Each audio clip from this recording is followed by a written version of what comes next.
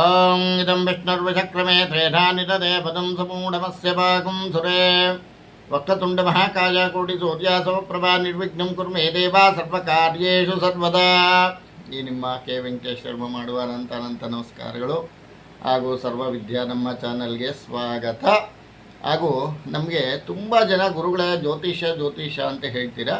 ಮನೆ ಅಂದರೆ ಏನು, ಮನೆಯಿಂದ ಏನು ಗೊತ್ತಾಗುತ್ತೆ, ಅದರಲ್ಲಿ ಕುಂಡಿಗಳೆಲ್ಲ ಗ್ರಹಗಳಿದೆ, ಈ ಥರ ಯಾವ ರೀತಿ ಬರುತ್ತೆ, ನಮಗೆ ಏನಾಗುತ್ತೆ ಅಂತಕ್ಕಂಥದ್ದೊಂದೆರಡು ವಿಷಯ ತಿಳಿಸ್ಕೊಡಿ ಗುರುಗಳೇ ಅಂತ ನಮ್ಮ ಭೀಮಪ್ಪ, ರಾಮಯ್ಯ, ಆಮೇಲೆ ಮತ್ತು ಪುರಂದರ ದಾಸರು, ಪುರಂದರ ವಿಠಲ ಅಂತ ಅವರು ದಾಸರು, ಹರಿಕತೆ ದಾಸರು ಅವರು, ಆಮೇಲೆ ಮತ್ತು ನಮ್ಮ ಗುಪ್ತ ಶೆಟ್ಟರು, ಮತ್ತು ಕುಬೇರಪ್ಪ, ಮತ್ತು ಈಶ್ವರಯ್ಯ, ಮತ್ತು ನಾರಾಯಣಪ್ಪ, ಇವರೆಲ್ಲ ನಮಗೆ ದಯವಿಟ್ಟು ತಿಳಿಸ್ಕೊಡಿ ಗುರುಗಳೇ. ಆಮೇಲೆ 14ನೇ ತಾರೀಕಿಗೆ ಸ್ಟಾಪ್ ಮಾಡಿಬಿಟ್ಟಿದ್ದೀರಾ, ನಮ್ದು 15, ಇನ್ನೂ ಎಷ್ಟೋ ಡೇಟುಗಳಿದೆ, ನಮ್ಮ ಡೇಟುಗಳೇ ಆಗ್ತಾಯಿಲ್ಲ ಅಂತ ಹೇಳಿಬಿಟ್ಟು ತುಂಬ ಜನ ನಮಗೆ ವಾಟ್ಸಪ್ಪಲ್ಲಿ ಮೆಸೇಜ್ ಕಳಿಸ್ತಾ ಇದ್ದಾರೆ.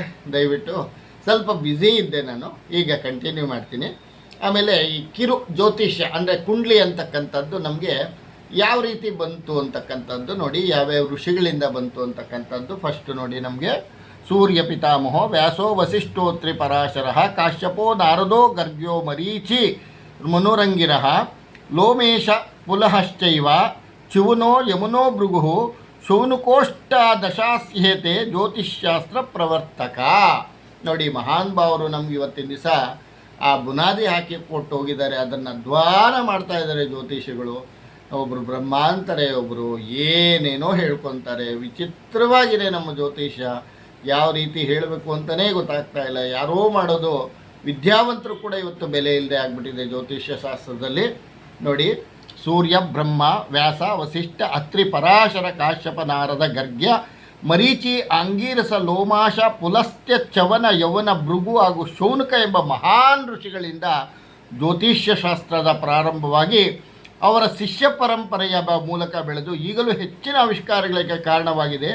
ಶಿಷ್ಯ ಪರಂಪರೆಯಲ್ಲಿ 5 ಸಿದ್ಧಾಂತಗಳು ಮಾತ್ರ ನಮಗೆ ಲಭ್ಯವಾಗಿ ಆಚಾರ್ಯ ವರಾಹ ಮಿಹಿರನಿಂದ ಸಂಗ್ರಹಿಸಿ ಸೂಕ್ತ ಸೂಚನೆಗಳೊಡನೆ ಆಚಾರ್ಯನ ಪಂಚಸಿದ್ಧಾಂತಿಕ ಎಂಬ ಕೃತಿಯಲ್ಲಿ ತಿಳಿಸಲ್ಪಟ್ಟಿದೆ. ಇದೇ ರೀತಿ ಬ್ರಹ್ಮಗುಪ್ತಚರ, ಬ್ರಹ್ಮಸ್ಫುಟ ಸಿದ್ಧಾಂತ, ಆರ್ಯಭಟ್ಟನ ಆರ್ಯಭಟಿಯು, ಭಾಸ್ಕರಾಚಾರ್ಯರ ಸಿದ್ಧಾಂತ ಶಿರೋಮಣಿ ಮುಂತಾದ ಅನೇಕ ಸ್ವತಂತ್ರ ಕೃತಿಗಳಿಂದ ಮಾರ್ಗದರ್ಶಿಯಾಗಿದೆ. ಮತ್ತು ಕಾಣಿಸಿದ 18 ಮಂದಿ ಜ್ಯೋತಿಷ್ಯ ಶಾಸ್ತ್ರ ಪ್ರವರ್ತಕರ ವಚನಾನುಸಾರ ಪ್ರತಿಯೊಬ್ಬ ವ್ಯಕ್ತಿಯೂ ಮಾಡಬಹುದಾದ ಕಿಂಚ ಸ್ತೋತ್ರ ಪಠನವೇ ಈ ಜ್ಯೋತಿರ್ವೇದ. ನೋಡಿ, ನಾವು ಇಷ್ಟು ಜನಾನ್ನ ಇಟ್ಕೊಂಡಿದ್ದೀವಿ, ಪರಮಾತ್ಮರಿಂದ ಜ್ಯೋತಿಷ್ಯ ಸೃಷ್ಟಿಯಾಗಿದೆ. ಇವತ್ತಿನ ದಿವಸ ನಾವು ಏನೇನೋ ಹೇಳ್ತಾ ಇದ್ದೀವಿ, ಏನೇನೋ ಮಾಡ್ತಾ ಇದ್ದೀವಿ, ಏನು ಮಾಡ್ತಾ ಇದ್ದೀವಿ ಅಂತ ನಮಗೇನೆ ಗೊತ್ತಿಲ್ಲ. ಇವತ್ತು ಯಾರು ಜ್ಯೋತಿಷ್ಯ ಕಲಿತಾ ಇಲ್ಲ. ಇವತ್ತು ಸುಮ್ಮನೆ ಮೊಬೈಲ್ ಓದ್ತಾರೆ, ಹೇಳ್ತಾರೆ. ಯಾವತ್ತು ಪಂಚಾಂಗ ತಗೊಂಡು ಜ್ಯೋತಿಷ್ಯ ಯಾರು ಒಂದು ಜಾತಕ ಕುಂಡ್ಲಿ ಬರೀತಾರೋ ಅವರು ನಿಜವಾದ ಜ್ಯೋತಿಷಿಗಳು ತಿಳ್ಕೊಳ್ಳಿ. ಮೊಬೈಲಲ್ಲಿ ಸುಮ್ಮನೆ ನೋಡ್ಕೊಂಡು ಹೇಳ್ತೀವಿ ಅಂತಕ್ಕಂಥದ್ದು ಆಗೋದಿಲ್ಲ. ಅದರಿಂದ ನೋಡಿ, ಯಾವತ್ತೂ ಸಹ ಪಂಚಾಂಗ ತಗೊಂಡು ಕೈಯಲ್ಲಿ ಬರಿಬೇಕು, ಕುಂಡ್ಲಿ ಹಾಕಬೇಕು. ಅವಾಗ ಅವನು ವಿದ್ಯೆ ಏನಾದರೂ ಸ್ವಲ್ಪ ಕಲ್ತಿದ್ದಾನೆ ಅಂತಕ್ಕಂಥದ್ದು ಬರುತ್ತೆ.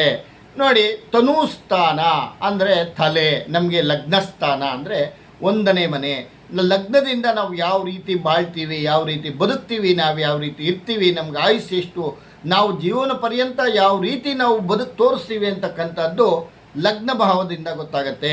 ಅಂದರೆ ಮೂಲ ಲಗ್ನ, ಮೂಲ ಜಾತಕ ತಗೋಬೇಕಾಗುತ್ತೆ. ಅಂದರೆ ರಾಶಿಯಿಂದ 40%, ಲಗ್ನದಿಂದ 100%. ನಮಗೆ ಯಾವ ದಶೆ, ಯಾವ ಭುಕ್ತಿ ನಡೀತಾ ಇದೆ, ಅದರಲ್ಲಿ ಅಂತರ್ಭುಕ್ತಿ ಯಾವ್ದು ನಡೀತಾ ಇದೆ ಅಂತಕ್ಕಂಥದ್ದನ್ನು ನಾವು ತಿಳ್ಕೊಬೇಕಾಗತ್ತೆ. ನೋಡಿ, ತನುಸ್ಥಾನದಿಂದ ನಮ್ಗೆ ಇಷ್ಟು ಗೊತ್ತಾಯಿತು. ಅಂದರೆ ನಾವು ಯಾವ ರೀತಿ ಇರ್ತೀವಿ ಅಂತಕ್ಕಂಥದ್ದು.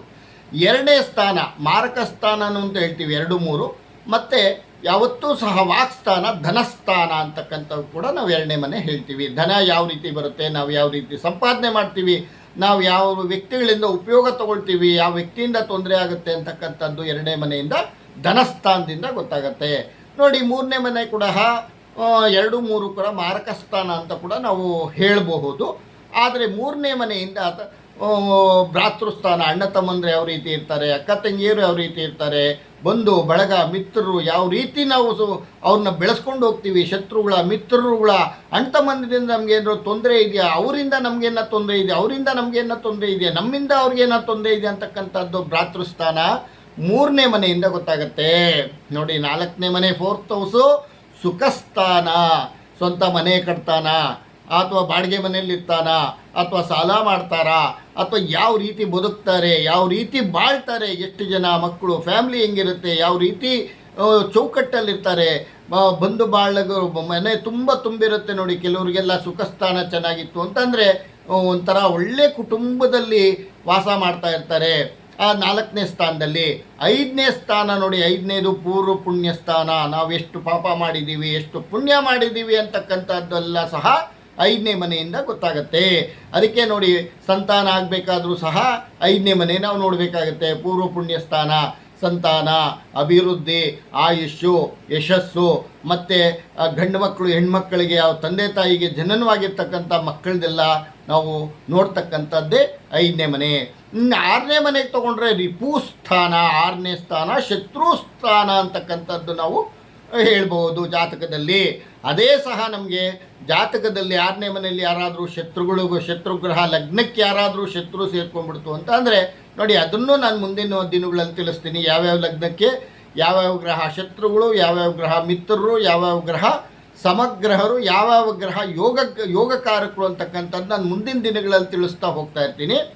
6ನೇ ಸ್ಥಾನ ರಿಪುಸ್ಥಾನ, ಶತ್ರುಗಳು ಯಾವ ರೀತಿ ಉಟ್ಕೊಳ್ತಾರೆ, ಯಾವ ರೀತಿ ಒಡೆದಾಟ ಬಡದಾಟ, ದೊಂಬಿ ಜಗಳ, ರಾದ್ಧಾಂತ, ಮನಸ್ತಾಪಗಳು, ಮನೆಯಲ್ಲಿ ನಿತ್ಯ ಜಗಳ, ಏನು ಸುಮ್ಮನೆ ಇದ್ದರೂ ಕೂಡ ಜಗಳ ಆಗ್ತಕ್ಕಂಥದ್ದು 6ನೇ ಮನೆ ರಿಪುಸ್ಥಾನ. 7ನೇ ಮನೆ ನೋಡಿ, ಕಳತ್ರ ಸ್ಥಾನ, ಮದುವೆ. ನೋಡಿ, ಗಂಡಸರಿಗಾದರೆ ಗಂಡು ಮಕ್ಕಳಿಗಾದರೆ ಒಳ್ಳೆ ಹೆಂಡತಿ, ಯಾವ ರೀತಿ ಹೆಂಡತಿ ಬರ್ತಾರೆ ಅಂತಕ್ಕದ್ದು. ಹೆಣ್ಮಕ್ಳಿಗಾದರೆ ಒಳ್ಳೆ ಗಂಡ ಯಾವ ರೀತಿ ವರ ಬರ್ತಕ್ಕಂಥದ್ದು 7ನೇ ಮನೆಯಿಂದ ನಮಗೆ ಗೊತ್ತಾಗತ್ತೆ. 8ನೇ ಮನೆ ನೋಡಿ, ಆಯುಷ್ಯ ಸ್ಥಾನ, ನಮ್ಮ ಆಯುಷ್ಯ ಎಷ್ಟು, ನಾವು ಯಾವ ರೀತಿ ಬದುಕ್ತೀವಿ, ನಾವು ಯಾವ ರೀತಿ ಅನಾನುಕೂಲತೆಗಳು, ನಮ್ಗೆ ಯಾವ ರೀತಿ ಕಾಯಿಲೆಗಳು ಬರುತ್ತೆ, ನಾವು ಯಾವ ರೀತಿ ಕಾಯಿಲೆಯಲ್ಲಿ ಸಾಯ್ತೀವಿ, ನಮ್ಗೆ ಯಾವ ರೀತಿ ವಯೋವೃದ್ಧನ ಅಥವಾ ಆಯುಷ್ಯ ಏನಾದರೂ ಕಂಟಕ ಇದೆಯಾ, ಅಲ್ಪ ಆಯುಷ್ಯ, ಅಥವಾ ಯಾವ ರೀತಿ. ಯಾಕೆಂದರೆ ನಮಗೆ 120 ವರ್ಷ ಆಯುಸ್ಸಿದೆ. ಇವತ್ತಿನ ದಿವಸ ನಾವು 20, 30, 40, 50, 60, 70, 80 ಕೊಟ್ಟು ಹೋಗ್ತಾ ಇದ್ದೀವಿ. 120 ವರ್ಷ ಮನುಷ್ಯನಿಗಿರ್ತಕ್ಕಂಥ ಆಯುಸ್ಸು. ಅದರಿಂದ ಆ 8ನೇ ಮನೆಯಲ್ಲಿ ನಮಗೆ ಏನು ದೋಷ ಇದೆ ಇರ್ತಕ್ಕಂಥದ್ದೆಲ್ಲ ಗೊತ್ತಾಗ್ತಕ್ಕಂಥದ್ದು. ಇನ್ನು 9ನೇ ಮನೆ ನಾವು ತಗೊಂಡ್ರೆ ಭಾಗ್ಯಸ್ಥಾನ, ದುಡ್ಡು ಯಾವ ರೀತಿ ಬರುತ್ತೆ, ನಾವು ಯಾವ ರೀತಿ ಶೇಖರಣೆ ಮಾಡ್ಕೊತೀವಿ, ನಮಗೆ ಭಾಗ್ಯೋದಯ ಯಾವ ಗ್ರಹದಲ್ಲಾಗತ್ತೆ, ನಮಗೆ ಲಾಭಾಧಿಪತಿ ಯಾರು, ಧನಾಧಿಪತಿ ಯಾರು, ಮತ್ತು ಅಭಿವೃದ್ಧಿ ಪಡೋದಕ್ಕೆ ನಾವು ಯಾವ ಗ್ರಹದಿಂದ ನಾವು ಉಪಯೋಗ ಪಡ್ಕೊಳ್ತೀವಿ ಅಂತಕ್ಕಂಥದ್ದು 9ನೇ ಮನೆ ಭಾಗ್ಯಸ್ಥಾನದಿಂದ ಗೊತ್ತಾಗತ್ತೆ. ಇನ್ನು 10ನೇ ಮನೆಗೆ ನಾವು ಹೋಯ್ತು ಅಂತಂದರೆ ಕರ್ಮಸ್ಥಾನ, ಕರ್ಮ ರಿಟರ್ನ್ಸ್ ಅಂತ ನಾವು ಹೇಳ್ತೀವಲ್ಲ, ಇದು ಯಾರನ್ನೂ ಬಿಡೋದಿಲ್ಲ. ನ್ಯಾಯ ನೀತಿ ಧರ್ಮವಾಗಿದ್ದರೆ ಮಾತ್ರ ನಾವು ಚೆನ್ನಾಗಿರ್ತೀವಿ.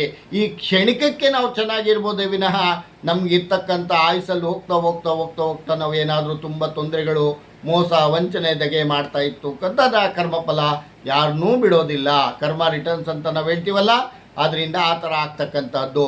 ಇನ್ನು 11ನೇ ಮನೆ ತೊಗೊಂಡ್ರೆ ನಮಗೆ ಯಾವತ್ತೂ ಸಹ ಲಾಭ, ದುಡ್ಡು ಯಾವ ರೀತಿ ಬರುತ್ತೆ, ಲಾಭ ಸ್ಥಾನದಲ್ಲಿ ನಾವು ಯಾವುದಾದ್ರೂ ಇನ್ವೆಸ್ಟ್ಮೆಂಟ್ ಹಾಕಿದ್ರೆ ಎಷ್ಟು ಲಾಭ ಬರುತ್ತೆ ಅಂತಕ್ಕಂಥದ್ದು 11ನೇ ಮನೆಯಿಂದ ಗೊತ್ತಾಗುತ್ತೆ. ಇವಾಗ ಅದಕ್ಕೆ ನೋಡಿ, ಪ್ರತಿಯೊಬ್ಬರು ಕೋಟ್ಯಾಧೀಶ್ವರ ಆಗ್ಬೇಕಾದ್ರೆ 11ನೇ ಮನೆ ಚೆನ್ನಾಗಿರಬೇಕು. ಧನಾಧಿಪತಿ 11ರಲ್ಲಿತ್ತು ಅಂತಂದರೆ 11ನೇ ಅಧಿಪತಿ ಧನಸ್ಥಾನದಲ್ಲಿದ್ದರೂ ಸಹ ನಿಮಗೆ ಲಾಭ ಬರ್ತಾ ಇರುತ್ತೆ, ಹಣ ಬರ್ತಾ ಇರುತ್ತೆ, ದುಡ್ಡು ಬರ್ತಾ ಇರುತ್ತೆ, ಅಭಿವೃದ್ಧಿ ಹೊಂದ್ತಾ ಇರ್ತೀವಿ 11ನೇ ಮನೆಯಿಂದ. 11 ಮತ್ತು 2 ಧನಸ್ಥಾನ ಮತ್ತು ಲಾಭಸ್ಥಾನ 2 ಚೆನ್ನಾಗಿರಬೇಕು. ಇನ್ನು 12 ತೊಗೊಂಡ್ರೆ ನೋಡಿ, ಹೋಯ್ತು ವ್ಯಯಸ್ಥಾನದಲ್ಲಿ ಏನಾದರೂ ನಿಮಗೆ ಇವಾಗ ಒಂದೊಂದು ಲಗ್ನಕ್ಕೆ ಶತ್ರುಗಳು, ಮಿತ್ರಗಳು ಮತ್ತು ಸಮರು ಮತ್ತು ಯೋಗಕಾರಕರಿರ್ತಾರೆ. 11, 12ರಲ್ಲಿ ಏನಾದರೂ ಶತ್ರುಗ್ರಹಗಳು ಸೇರ್ಕೊಂಡ್ಬಿಟ್ರೆ ಅವರು ತಲೆ ಎತ್ತಕ್ಕಾಗೋದಿಲ್ಲ, ತುಂಬ ತೊಂದರೆಗಳು ಅನುಭವಿಸ್ತಾ ಇರ್ತಾರೆ. ಅದರಿಂದ ಈ 12 ಮನೆಯದು ಸಹ ತಿಳಿಸ್ಕೊಟ್ಟಿದ್ದೀನಿ. ಮತ್ತು ಇನ್ನು ಮುಂದೆ ಇವಾಗ ಈ ಮುಂದೆ ಬರ್ತಕ್ಕಂಥ ಕಾರ್ಯಕ್ರಮದಲ್ಲಿ 15ನೇ ತಾರೀಕಿಂದು ಶುರು ಮಾಡ್ತಾ ಇದ್ದೀನಿ. 15ರಿಂದ 31 ಇದೆ. 31ನೇ ತಾರೀಕು ತನಕನೂ ಸಹ ಯಾವ ರೀತಿ ಬೆಳವಣಿಗೆ ಆಗ್ತಾರೆ, ಆ ಡೇಟಲ್ಲಿ ಏನೇನು ತೊಂದರೆಗಳಾಗುತ್ತೆ ಅಂತಕ್ಕಂಥದ್ದನ್ನು ವಿಷಯ ತಿಳಿಸ್ತಾ ಹೋಗ್ತೀನಿ. ಈ 31ನೇ ತಾರೀಕು ಮುಗಿದ ತಕ್ಷಣ ನಿಮಗೆ ವೈದ್ಯ ಜ್ಯೋತಿಷ್ಯ ಅಂತ ನಾನು ತಗೊಳ್ತೀನಿ. ಈ ವೈದ್ಯ ಜ್ಯೋತಿಷ್ಯದಲ್ಲಿ ನಿಮಗೆ ಯಾವತ್ತೂ ಸಹ ನಕ್ಷತ್ರವು 27 ನಕ್ಷತ್ರದ್ದು ತೊಗೊಳ್ತೀನಿ. 27 ನಕ್ಷತ್ರದಲ್ಲಿ ಯಾವ ರೀತಿ ಅಭಿವೃದ್ಧಿ ಆಗಿರ್ತೀವಿ, ಯಾವ್ಯಾವ ರೀತಿ ಕಾಯಿಲೆಗಳು ಬರುತ್ತೆ, ಯಾವ್ಯಾವ ರೀತಿಯಲ್ಲಿ ನಾವು ಹುಷಾರಾಗಿರಬೇಕು ಅಂತಕ್ಕಂಥದ್ದನ್ನೆಲ್ಲ ಮುಂದೆ ತಿಳಿಸ್ತಾ ಹೋಗ್ತಾ ಇರ್ತೀನಿ. ಆದ್ದರಿಂದ ನೀವು ನಮ್ಮ ಸರ್ವವಿದ್ಯೆ ನಮ್ಮ ಚಾನಲ್ನ ವೀಕ್ಷಿಸಿ ಮತ್ತು ನೋಡ್ತಾ ಇರಿ. ಒಳ್ಳೊಳ್ಳೆ ಕಾರ್ಯಕ್ರಮ ಆಗ್ತಾ ಇರ್ತೀನಿ. ಸರ್ವೇ ಜನ ಸುಖಿನೋ ಭವಂತು, ಸಮಸ್ತ ಸನ್ಮಂಗಳಾನಿ ಭವಂತು. ಓಂ ಶಾಂತಿ ಹೇ ಶಾಂತಿ ಹೇ ಶಾಂತಿ. ಈ ನಿಮ್ಮ ಕೆ ವೆಂಕಟೇಶ್ ಶರ್ಮ ಮಾಡುವ ಅನಂತ ನಮಸ್ಕಾರಗಳು.